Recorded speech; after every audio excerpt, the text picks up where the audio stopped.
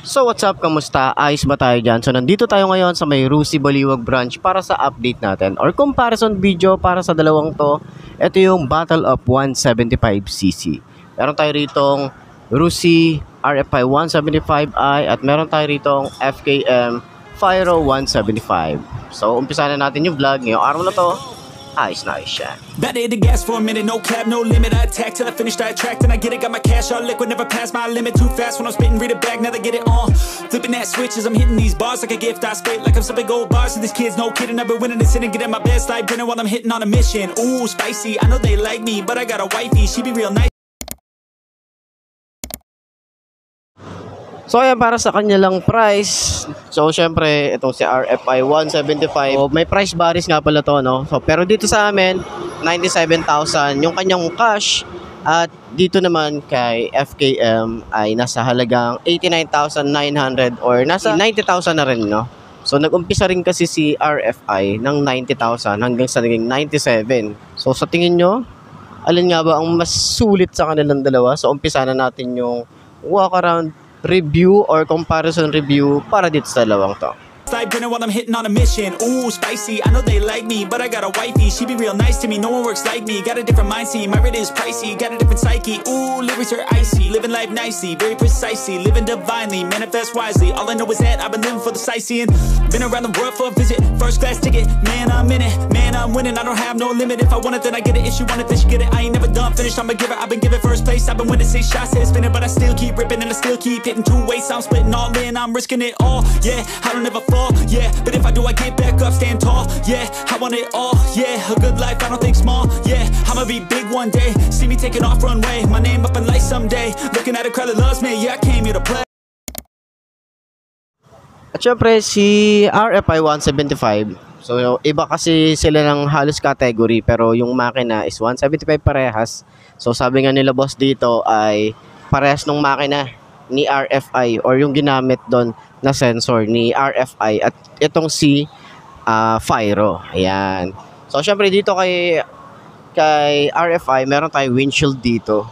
Compare dito kay Fyro na maliit lang yung windshield natin dito or yung windscreen natin dito. Pero syempre yung kanilang headlight, pati yung headlight nun, yung mga ilaw ni RFI 175 is lahat naka-LED na rin. Lahat din ng ilaw ni Fyro ay lahat naka-LED na rin. So, maangas yung datingan ng kanyang headlight. Alam naman natin yan. Ito yung motor natin, di ba? So, meron din siyang 4 na projected lamp. Meron din tayong 4 na projected lamp, pero mas malaki yung lamp nito. Kaya mas maliwanag siya compare kay RFI 175. Naka-telescopic fork tayo rito. Combi brake na rin to.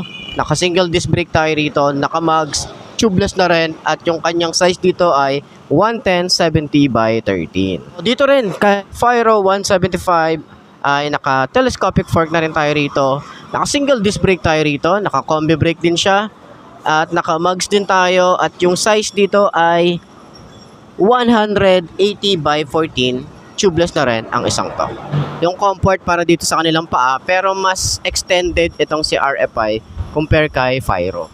Kasi si Fyro, ito lang yung extension ng ating paa, pero relax pa rin tayo rito. Para silang nasa gitna yung ating gas tank, pero mas malaki ng bahagya itong si RFI dahil nasa 9.5 liters yung kanyang fuel tank capacity. Maganda rin yung itsura ng kay RFI. Naka-digital panel na rin tayo rito. Maganda yung handlebar, maganda yung mga switches, pero si RFI kasi is naka-keyless na siya. At meron din tayo ritong USB port. Ganon din naman si Fyro, naka-digital na rin tayo rito. Maganda yung mga switches na ginamit din dito. Pero dito kasi is naka-disusi pa rin tayo rito. At meron din siyang USB port dito sa compartment niya. Dito sa side is naka-air-cooled pa rin naman tayo rito. May swing arm din tayo rito. Meron tayong dual shock, stylish na muffler, at naka-single disc brake din tayo rito sa likod, at naka-single pad caliper. Meron din tayong tire hugger at naka-mugs. Ang size dito ay 130/70 by 13. Tubeless na rin yan. Samantalang kay Fyro din naman, naka-air-cooled pa rin naman tayo rito. Maangas din at mas mataba yung kanyang exhaust at may cover din yan. Meron din tayong dual shock. Meron din tayong tire hugger. Meron din tayong swing arm para dito. Naka-single disc brake din tayo. Naka-mugs. Tubeless na rin ang isang to. Ang size dito is 120/70 by 40. Sa kanyang upuan, maganda rin yung upuan ni RFI. So meron din tayo ritong parang naka-camelback na rin tayo rito. Leather na ginamit dito. Tsaka makapal din yung foam na ginamit. Siyempre, kay Fyro, ganun din. Stylish din yan. Tabi ka muna, no? Ayan ang itsura niya. So maganda rin yung leather at meron din tayong parang stopper doon. Ayan. So makapal din yung kanyang foam na ginamit. Dito kay RFI, meron tayong grab bar. Samantalang si Fyro, wala siyang grab bar. At yung kanyang taillight na LED rin. Maganda rin yung assembly nito. Meron din tayong rear fender at may plate light din tayo rito. Pero hindi magpapatalo si Fyro. Stylish yung datingan. Aggressive yung kanyang looks dito sa likod. At naka-LED na rin halos lahat ng ilaw nito. Signal light and tail light. Yan. Meron din tayong plate light. Malapad na rear fender dito. Ayan. Para sa kanyang panggilid, syempre naka-Euro 4 na rin to. Naka-Euro 4 na rin si Fyro. Pero dito, sa RFI 175, meron tayo ritong kickstart. Yun ang wala dito kay Fyro. Wala siyang kickstart. Okay? Pero stylish yung kanyang foot pegs. Stylish din naman yung foot pegs ni RFI. Pero para silang merong kill switch side stand. Alright. Try natin sakyan parehas, no?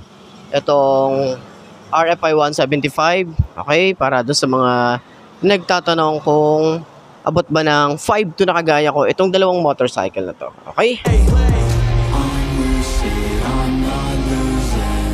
This life is one I'm choosing. I don't stop, I keep moving. Just watch me.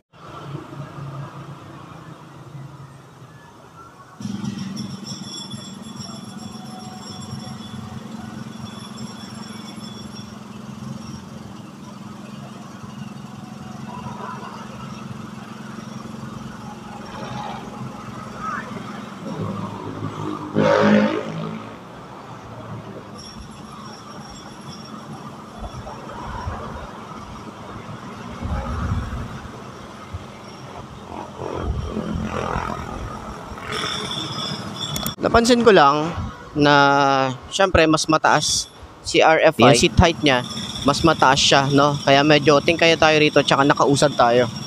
Pero mas magaan siyang i-center stand.